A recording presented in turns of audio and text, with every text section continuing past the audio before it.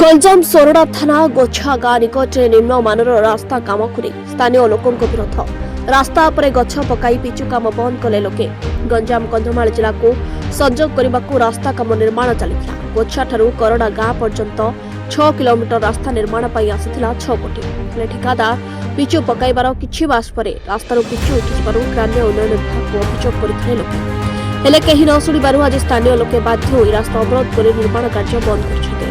आज की 3-4 वर्ष हेल्ले सुधा ये काम संपूर्ण हो पार ना जहाँफल गोछा करड़ा इंद्रगढ़ बारवा रायका समस्ते जो जनसाधारण रास्त यातायात कर बहुत असुविधा होची।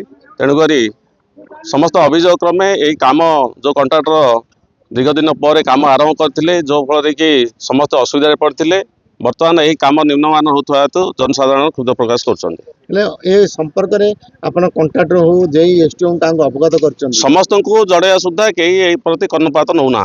ब्यूरो चीफ ज्ञानी प्रकाश सेनापति रिपोर्ट गीतांजलि न्यूज ओडिया।